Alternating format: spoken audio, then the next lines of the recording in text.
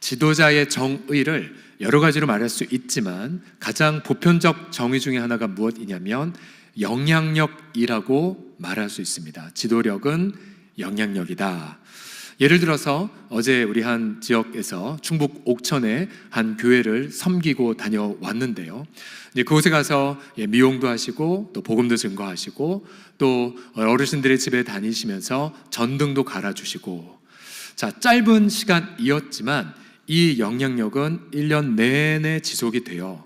현장에 계신 목사님께서 지역을 섬기신 데 큰 도움을 받게 됩니다.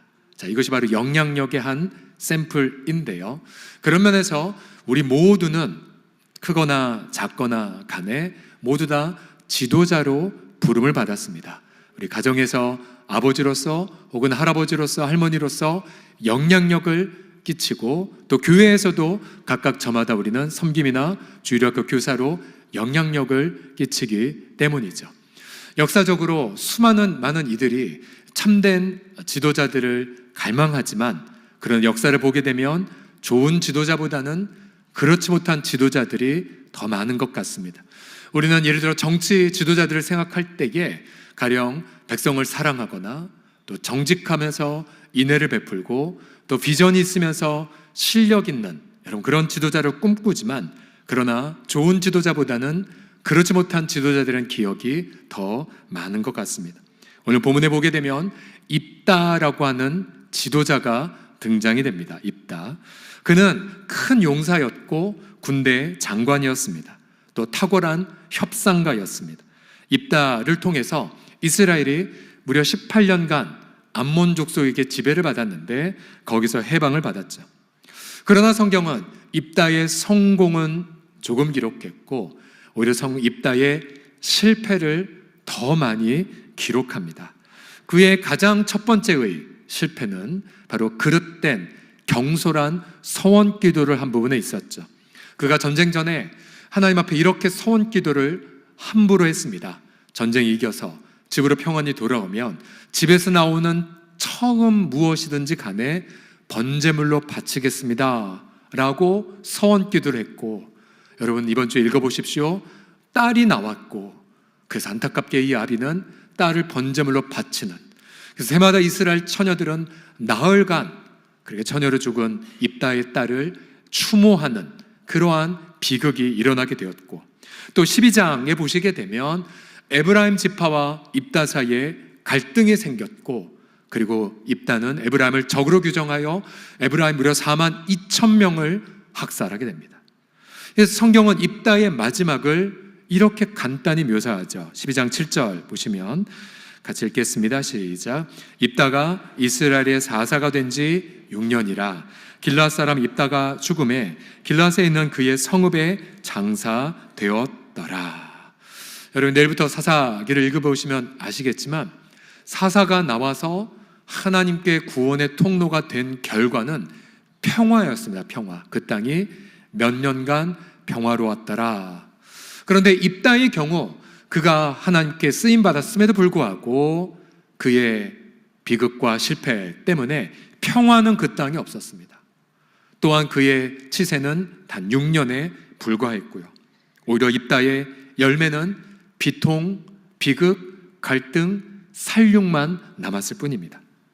자, 앞서 우리 모두는 저마다 지도자로 부름받았다라고 말씀드렸는데요. 굳이 입다뿐만 아니라 내 자신이 지도자로서 또 영향력을 끼쳐갈 가정에서, 일터에서, 세상 한복판 안에서 과연 우리도 하나님 보시기에 성공한 지도자로 기록이 될까요? 아니면 실패한 지도자라고 책망을 받을까요? 오늘 입다의 삶을 통하여서 지도자의 실패와 성공에 대한 교훈을 함께 받고자 합니다. 과연 지도자의 실패와 성공은 무엇에 달려 있겠습니까? 첫 번째로는 그 지도자가 하나님을 조종하는가 아니면 섬기는가에 따라 그의 실패와 성공이 결정됩니다. 다 같이 따라해 주십시오. 하나님을 조종하는가 섬기는가. 시작. 하나님을 조종하는가 아니면 섬기는가. 29절에 보시게 되면 전쟁 전에 입다가 경험한 것이 있었습니다. 이에 여호와의 영이 입다에게 임하시니. 사사기를 보시게 되면 아무리 큰 대적을 만났다 할지라도 성령을 받으면 지도자는 성령 충만해져서 지혜로워졌고 용맹이 가득해졌고 또 백성들을 쉽게 군대로 모집할 수가 있었으며 전쟁터에서 탁월한 전력으로 쉽게 이길 수 있었습니다. 그러니까 성령이 임하면 게임 끝이었습니다. 그런데 이 입다는 성령으로 만족하지 않았습니다. 분명 하나님이 전쟁에서 승리하게 할 것이라는 분명한 사인을 성령을 통해 받았음에도 불구하고 그는 분명한 결과를 원했습니다. 즉 반드시 본인의 승리할 것이라는 것을 전제한 채 하나님을 신뢰하기보다는 하나님과 협상을 하려고 했습니다. 그 협상이 무엇이냐면 그것이 바로 서원기도였습니다. 하나님, 내가 전쟁 이기고 평안이 돌아오면 내가 하나님께 제물 바치겠습니다 라고 서약한 것이었죠. 우리가 어떤 응답을 받고 하나님, 내가 그러면 감사함을 드리겠습니다, 이 정도야 괜찮겠지만, 그러나 입다는 성경에서 엄격하게 금지한 사람을 번제물로 바치겠다라고 그릇되게 경솔하게 서원했던 거죠. 그 이유는 그는 하나님을 신뢰하기보다는 자신의 결단과 의지를 더 신뢰했고요. 또한 그는 하나님의 마음을 의지하기보다는 그 스스로 모든 것을 통제하기를 원했던 것입니다.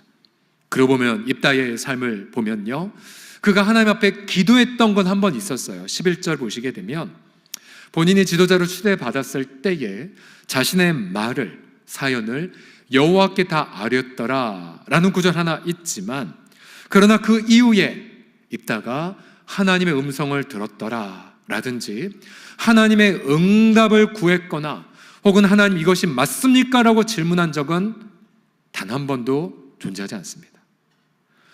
입다와 비교되는 바로 앞부분에 있는 기드온이라는 사사, 이번 주 한번 확인해 보시면, 그래도 기드온은 여러 번 하나님 앞에 물어보았고 또 여러 번 하나님께 응답을 받았거든요. 물론 기드온의 마지막은 좋지 않았지만요. 자, 이처럼 입다처럼 자신의 어떤 결과를 위해, 자신의 욕구를 위해 신적 존재들에게 거액의 예물과 어떤 약속을 함으로 신적인 어떤 능력을 사용하려는 것, 자, 이것을 바로 종교학에서는 무속신앙이라고 말해요. 무속신앙, 신적 힘을 빌어 내 욕구를 이루는 것.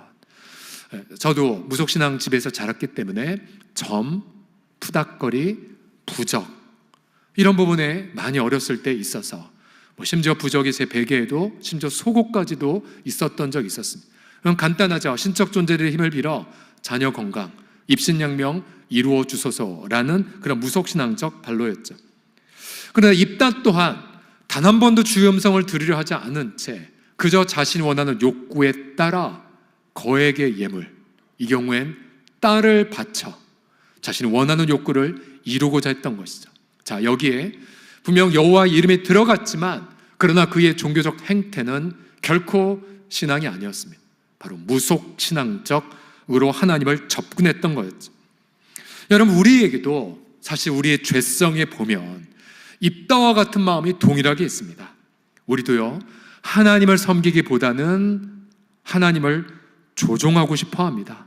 그래서 하나님, 이거 나 원하니까 빨리 하나님의 지혜와 능력 부어달라고 재촉을 하거나, 아니면 하나님의 그 풍성한 은혜의 선물을 받아서 누리기보다는 내 공로, 내 열심, 내 어떤 것을 통해 하나님의 그 뜻을 관철시키고자, 내 뜻을 관철시키고자 힘씁니다.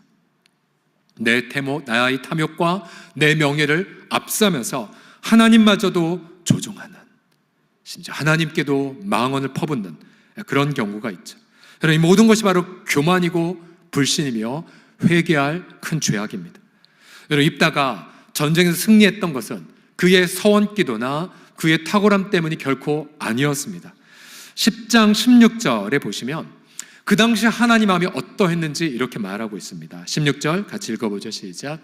여호와께서 이스라엘의 곤고로 말미암아 마음에 근심하시니라. 여러 번 우상 숭배했고 그래서 매맞았지만, 그래서 회개해서 조금 좋아지는 것 같지만 다시 우상에 빠졌고, 이것이 바로 사사기의 악순환이거든요. 그래서 급기야 하나님은 난 더 이상 너희들 도울 수 없어 라고 슬픔의 선고를 한 것이 10장이었습니다. 그렇지만 하나님은 자신의 언약 끝까지 진실하게 또 대가를 지불하며 이루시기에 하나님은 그의 백성들의 곤고를 보고 마음에 슬퍼하셨습니다. 그래서 백성들이 여전히 문제가 많음에도 불구하고 입다같이 부족한 그릇 사용하여 자기 백성들에게 이 괴로움을 해결해 주신 것 뿐이었었죠. 만약 입다가 이러한 하나님의 마음을 조금이라도 알았다면 그는 경솔한 서원을 하지 않았을 것입니다. 또한 그가 하나님의 애달픈 마음, 하나님의 그런 진실한 헤세드나 하나님의 그런 에메트, 곧 진실한 그 마음을, 인애와 진실의 마음을 조금이라도 느꼈다면 그는 함부로 자신의 딸을 희생제물로 바치지 않았을 것입니다. 결국은 여러분 내일부터 사사기 읽으시겠지만 재미가 없으실 거예요. 왜냐하면 계속 패배, 비극, 막장 드라마, 계속 패배, 정말 암울한 이야기. 그래도 참으셔야 돼요. 주말 되면 룻기를 읽으면 다 힐링이 되니까요. 룻기까지. 그러면서 여러분 사사기를 묵상하면서 저는 계속 제 마음속에 깨달아졌어요. 그게 무엇이냐면 저와 여러분들도요, 만약 일상의 삶에서 주님의 음성을 들으려 하지도 않고 또한 성령과 동행하지 않으면 저는 입다보다 더한 사람이 된다는 걸요.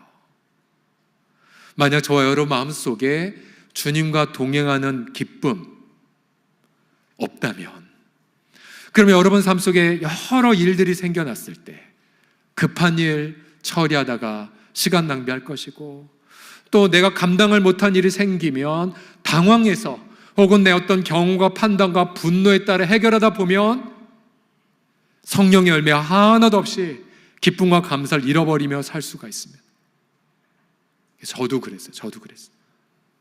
그래서 여러분 한 주간 동안 사사기 읽으면서 여러분 교회 공동기도 제목 첫 번째 기도 제목을 간절하게 기도하셔야 됩니다.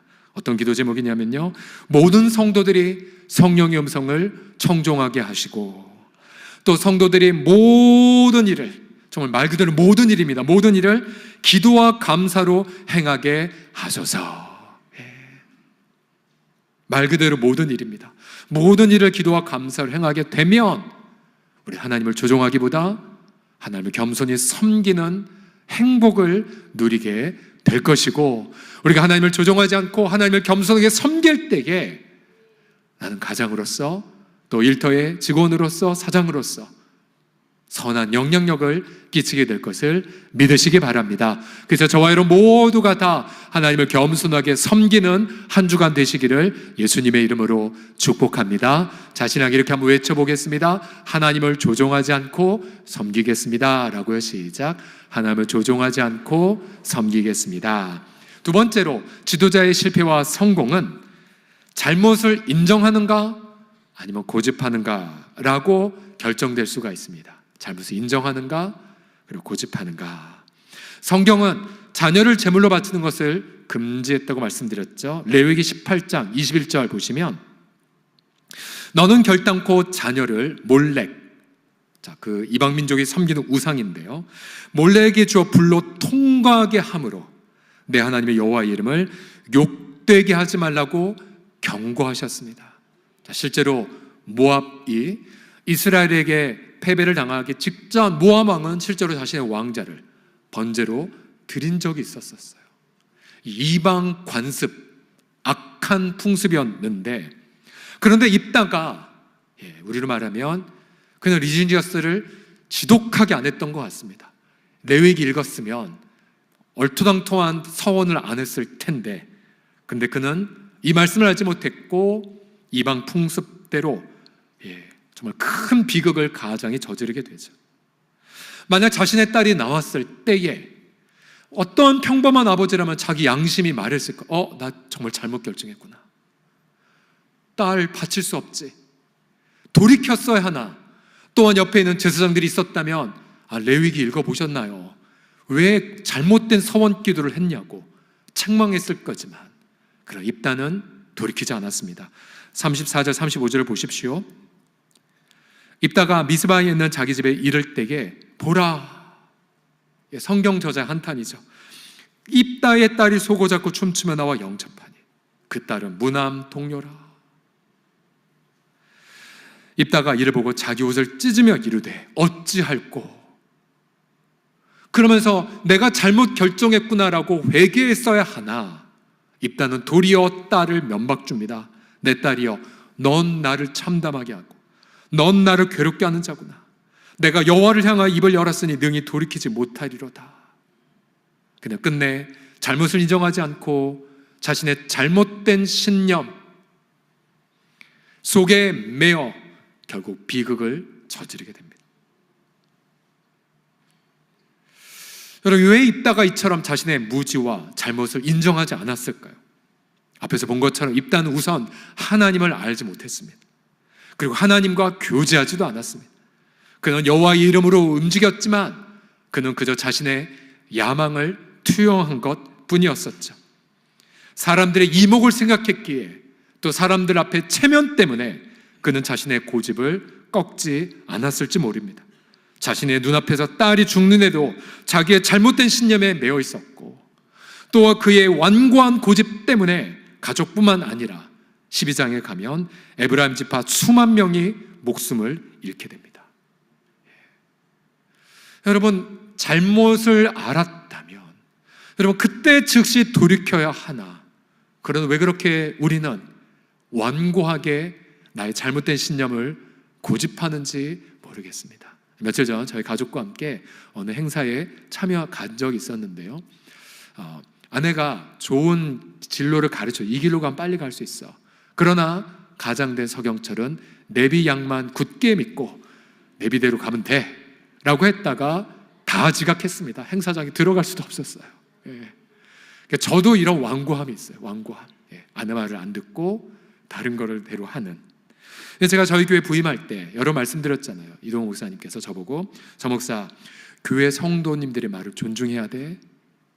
그리고 다른 생각을 가진 분이어도 네, 연구해 보겠습니다 라고 품어줘야 되고, 또 무엇보다 담임 목사로서 사역하다 잘못했다면 잘못을 시인하는 목회자가 되게나 라고 충고하셨어요.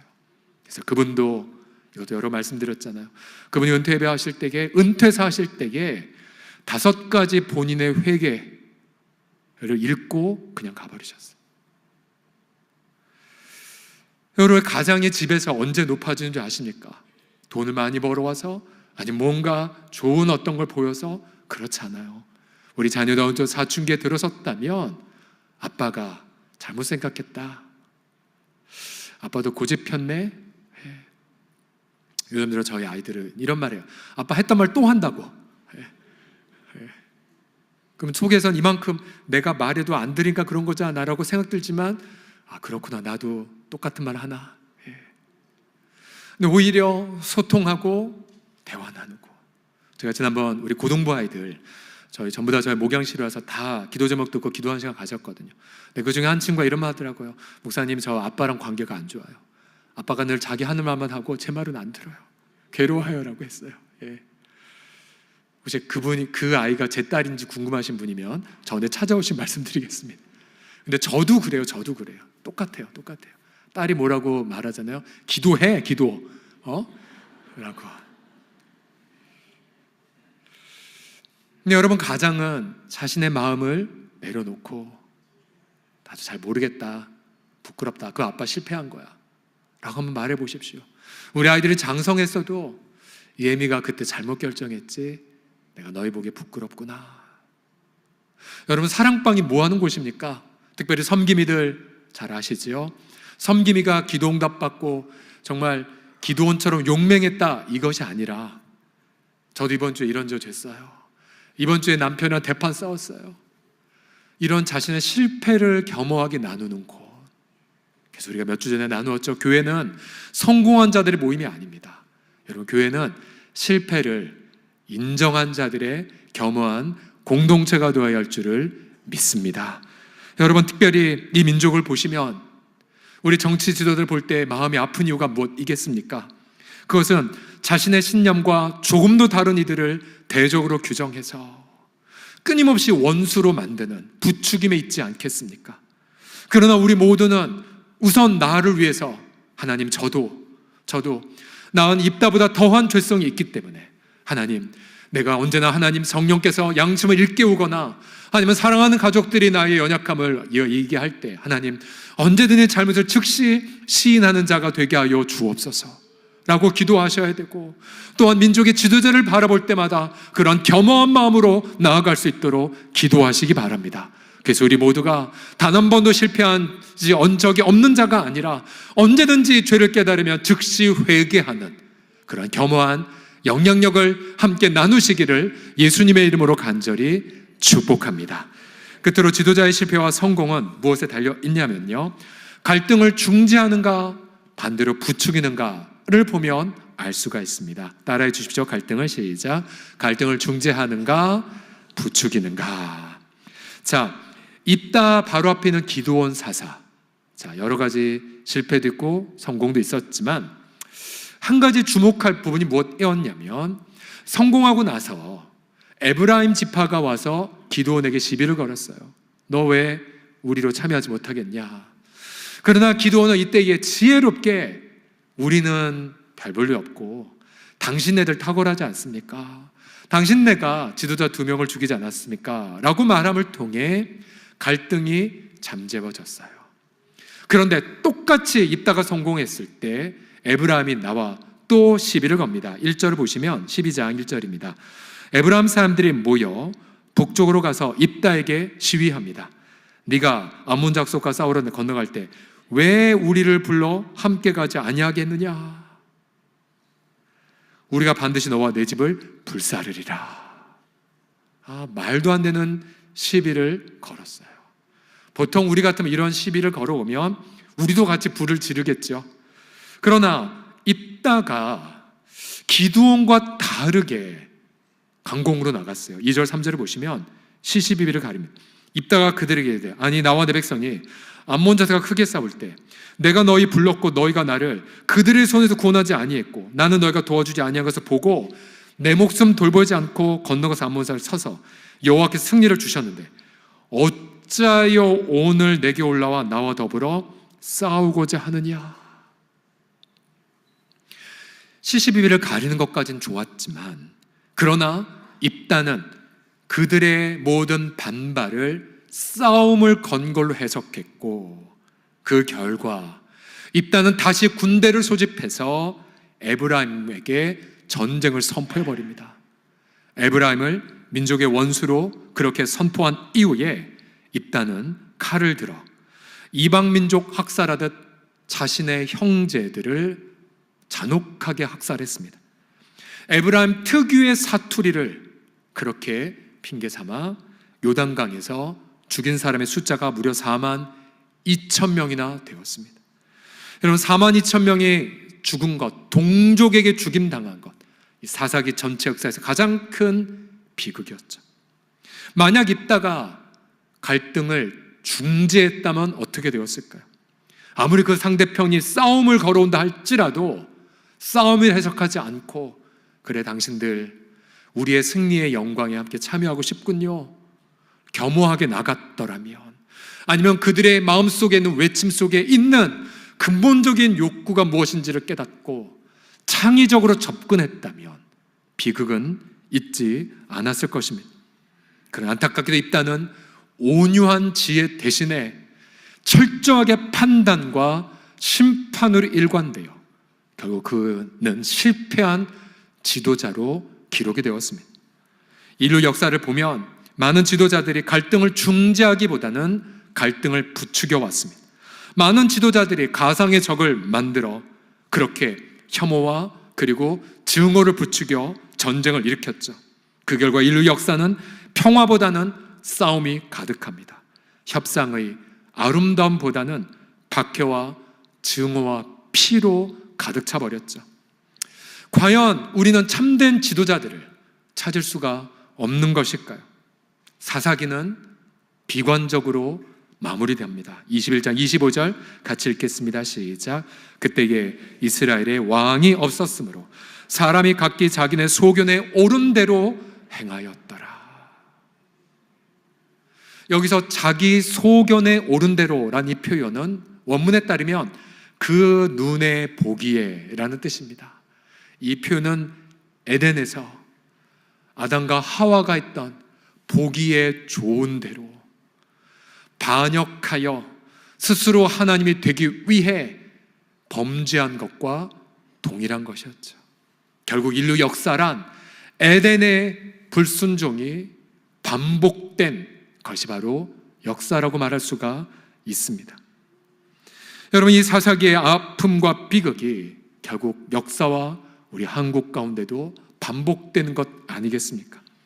참된 지도자에 대해 묵상하다가 오래전에 읽었던 넬슨 만델라의 책이 떠올랐습니다. 이 넬슨 만델라 남아프리카 공화국 최초의 흑인 대통령이었는데요. 되게 흥미롭게도 기도하다가 떠오른 분이어서 다시 찾아보고 정리했는데, 오늘 9시 예배 끝나고 새가족 등록한 가족이 공교롭게 남아프리카 공화국에서 오신 분이었었어요. 자, 이 가정을 위해 넬슨 만델라 생각나가 할 만큼 아까 잠시 감사하는 시간을 가졌는데요. 여러분, 이분은 어린 시절에 선교사님이 세운 학교에서 양육을 받은 분이었어요. 그래서 기독교 교육을 받고 법학을 전공했고요. 근데 이분이 30살 되었을 때 1948년도에 남아프리카 공화국은 소수의 백인들이 정권을 잡았는데 이른바 아파르트헤이트, 그러니까 분리 정책을 실시했습니다. 그래서 흑인들 선거권 없고요, 통행증 있어야 됐고, 화장실, 병원, 버스 따로 이용해야겠고, 결정적으로 자신의 집과 땅에서 강제로 쫓겨나야만 했습니다. 그 숫자가 무려 350만 명이 넘었습니다. 백인은 부하고 흑인들은 가난하고. 만델라는 청년 시절까지만 하더라도 무장투쟁으로 문제를 해결하고자 했습니다. 그러나 1962년 정부 전복 혐의로 체포돼 종신형을 선고받았고 감옥에서 무려 27년을 살게 되죠. 그때 어머님 돌아가셨고 자녀들 다 커버리고, 그 자서전 보면 아버지로서의 실패를 아픔으로 표현합니다. 그런데 그는 감옥에서 변화를 경험합니다. 저 멀리 인도 땅에 간디가 비폭력 운동을 한 것, 비폭력 시위를 독립운동을 했던 것을 들었고, 또한 그가 어렸을 때 배웠던 예수님의 가르침, 그리고 악마 같았던 백인들 간수와 대화해보니 그들에게서 선함이 있는 걸 보면서 그는 동료들에게 이렇게 말하는 지점까지 성장합니다. 우리가 증오로 가득 차 있다면 백인들과 다를 게 없어. 다른 사람의 자유를 빼앗은 사람은 증오의 포로가 되어 편견과 편여심의 창살에 갇혀있게 된다는 것을 고백합니다. 그리고 그는 감옥에서 풀려나올 때 자신의 사명을 이렇게 고백합니다. 억압받는 자뿐만 아니라 억압하는 자들도 해방시키는 것이 나의 사명이라고 고백합니다. 1990년 국제사회의 압력으로 인하여 만델라가 27년의 석방되고 91년 백인 정부가 이 아파르테이트 정책을 공식 폐지합니다. 그리고 3년 후 흑인들도 참여하는 선거가 되어 만델라가 남아프리카 공화국 역사 최초의 흑인 대통령으로 당선됩니다. 그러면 두려워 벌벌 뜬 자가 누굴까요? 이제 백인들 다 죽은 것 아니겠습니까? 그러나 그는 이미 감옥에서부터 고백한 대로 이른바 진실과 화해위원회를 설립합니다. 그리고 인종차별범죄를 조사합니다. 이분의 자서전 보면 백인들이 얼마나 잔혹하고 잔인하게 흑인들을 학살했는지 이야기가 가득합니다. 하지만 진실을 조건으로 화해를 목적으로 세웁니다. 망각하지 않은 용서할 거다, 그러나 망각하지 않을 거다라는 취지로 범죄자들에게 사면의 기회를 줍니다. 수많은 백인 범죄자들이 와서 자신의 끔찍한 범죄를 토설합니다. 인권 유린 사건이 약 21,300건에 피해자도 305만 명이 이르렀는데 이때에 사면의 혜택을 받은 범죄자들이 무려 7,000명이 넘었습니다. 1995년 남아프리카 공화국의 럭비 월드컵이 열렸습니다. 럭비는 백인들만 좋아하는 스포츠고 흑인들은 럭비를 혐오했었죠. 6월 24일 남아공이 기적적으로 결승전에 올라갔고, 근데 그때 만델라는 백인 선수들의 상징이었던 녹색과 금색의 유니폼을 입고 결승전에 등장합니다. 수만 명의 백인 관중들이 만델라, 만델라를 외칩니다. 이 경기 남아공 15대 12로 연장전에서 뉴질랜드를 이기고 역사상 첫 우승을 차지합니다. 나라 분위기가 어떻게 되었을까요? 흑인, 백인 서로 얼싸안고 눈물을 흘리며 껴안고 우리는 하나다, 우리는 하나다라고 외쳤던 사건이 있었습니다. 95년도 영화로도 만들어졌습니다. 여러분, 넬슨 만델라의 화해와 용서는 예수님에게서 배운 것이었습니다. 간디 또한 물론 힌두교의 사상도 있지만 영국 유학 시절 예수님의 용서 화해를 통해 감화받고 그렇게 비폭력 운동을 갔던 거였죠. 예수님은 원수를 사랑하고 또한 화해하라고 명령하셨습니다. 여러분, 예수님과 입다를 비교해 보십시오. 입다는 자신의 욕구를 위해 딸을 희생시켰지만, 그러나 예수님은 우리의 자유를 위해 자신을 희생제물로 바치셨고요. 또한 예수님은 그렇게 입다는 갈등을 부추기며 수만 명을 학살했지만, 예수님은 자신이 스스로 피스메이커가 되어 자신을 화목의 제물로 바침을 통해 원수된 우리들을 하나님과 화목시켜 주셨습니다. 바로 인류의 유일한 참된 지도자는 우리는 바로 예수님에게서 발견하게 되며, 바로 그때의 이스라엘 왕이 없었지만 룻기를 통해 왕의 가문이 이어지게 되고, 마침내 하나님의 때에 오신 예수님의 그 희생과 섬김을 통하여 마침내 온 인류 역사는 그토록 에덴에서부터 찾았던 참된 왕을, 주님을 예수님 안에서 발견하게 됩니다. 우리 사랑하는 성도들이여, 우리 모두도 저마다 각자 영향력을 끼치는 지도자라고 말씀드렸지요. 우리가 어떻게 가정 안에서, 또 우리가 어떻게 일터에서, 교회에서 선한 영향력을 끼칠 수가 있겠습니까? 우리가 어떻게 성공한 지도자라고 하나님 앞에 기억되겠습니까? 바로 정답은 예수님이십니다. 예수님의 온유와 예수님의 화해 안에서 저와 여러분 모두가 성공한 지도자가 되어, 또 우리 한국교회 또한 이 민족 앞에 선한 영향을 끼쳐서 우리 모두가 주님 보시기에 영원히 빛나는 칭찬의 공동체를 우리와 우리 한국교회가 이루기를, 또 그러한 날을 꿈꾸기를 예수님의 이름으로 간절히 축복합니다. 기도합시다.